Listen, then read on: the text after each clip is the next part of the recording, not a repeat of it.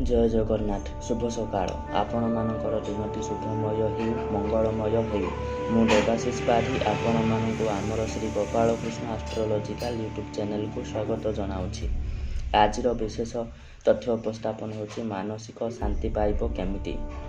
ଭାରତୀୟ ସଂସ୍କୃତିରେ ସାଧନାର ମୂଳ ଉଦ୍ଦେଶ୍ୟ ହେଉଛି ଆଧ୍ୟାତ୍ମିକ ଲାଭ ପ୍ରାପ୍ତି। ସାତ୍ତ୍ୱିକ ରୂପରେ ଲୌକିକ ଆବଶ୍ୟକତା ପୂରଣ ନିମିତ୍ତ ଭାରତୀୟ ପରମ୍ପରାରେ ଅନେକ ଉପାୟ ଅବଲମ୍ବନ କରାଯାଇଥାଏ।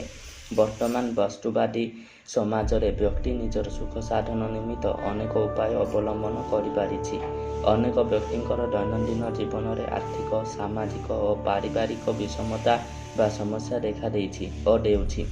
ଆର୍ଥିକ କ୍ଷେତ୍ରରେ ଉଦ୍ଭଟ ଚିନ୍ତା, ସାମାଜିକ କ୍ଷେତ୍ରରେ ଉଚ୍ଛୃଙ୍ଖଳତା, ପାରିବାରିକ କ୍ଷେତ୍ରରେ ଉଦ୍ଭ୍ରାନ୍ତ ଉତ୍କ୍ଷିପ୍ତ କାର୍ଯ୍ୟକଳାପ କିଛି ନା କିଛି ସମସ୍ୟା ସୃଷ୍ଟି କରୁଛି। ଅନେକ ହିଂସା, ନିର୍ଦ୍ଦୟତା ଓ ଛଳନାର ବଳୟ ମଧ୍ୟରେ ଘୂରି ବୁଲୁଛନ୍ତି। ଜଣେ ଅନ୍ୟ ଜଣଙ୍କୁ ଦୋଷାରୋପ କରିବା ଏବଂ ନିଜର ଭୁଲ ଅନ୍ୟ ଉପରେ ଲଦିଦେବା, ଏହିଭଳି ବିଭିନ୍ନ ପ୍ରକାରର ଛଳନାମାନ ଆଜିକାଲିକା ଦୁନିଆରେ ଚାଲି ଆସୁଛି ଏବଂ ଏସବୁ ଭିତରେ ମଣିଷ ନିଜର ମାନସିକ ଶାନ୍ତି ହରେଇ ବସେ ଏବଂ ଉତ୍ତେଜନାକୁ ଚାଲିଯାଏ, ଯେଉଁଥିପାଇଁ ଦୈନନ୍ଦିନ ଜୀବନରେ କଳି ଝଗଡ଼ା, ପାରିବାରିକ ଅଶାନ୍ତି ଦେଖାଦେଇଥାଏ। ତେବେ ଚାଲନ୍ତୁ ଶାସ୍ତ୍ରମାନଙ୍କରୁ ମିଳୁଥିବା ଗୋଟେ ଉପାୟ ଦେଖିବା, ଯେଉଁଥିରେ ମାନସିକ ଅଶାନ୍ତି ଦୂର ହେବା ସହିତ ଉତ୍ତେଜନା ମଧ୍ୟ ଦୂର ହୋଇଯାଇଥାଏ। ଦୈନିକ ରାତିରେ ଶୋଇବା ବେଳେ ପୂର୍ବ ଦିଗକୁ ମୁଣ୍ଡ ରଖି ଶୋଇବ। ନିଜର ବ୍ୟବସାୟ ସ୍ଥଳରେ କିମ୍ବା ଘରେ 2 କିଲୋ ଫିଟିକିରି କୌଣସି ପାତ୍ରରେ ରଖି ପାତ୍ର ମୁହଁ ଖୋଲା କରି ତୁମ ବ୍ୟବସାୟ ସ୍ଥଳରେ ରଖିବ। କିମ୍ବା ଘରେ ଅଶାନ୍ତି ଯଦି ହେଉଥାଏ, ତେବେ ଏକ ଲାଲ ରଙ୍ଗର ମାଟି ହାଣ୍ଡି ଭିତରେ 3 କିଲୋଗ୍ରାମ ଲୁଣ, ଖାଇବା ଲୁଣ ରଖି ଶୋଇବା ଘର ଭିତରେ ରଖିବ। ସମସ୍ୟାର ସମାଧାନ ହୋଇଯିବ।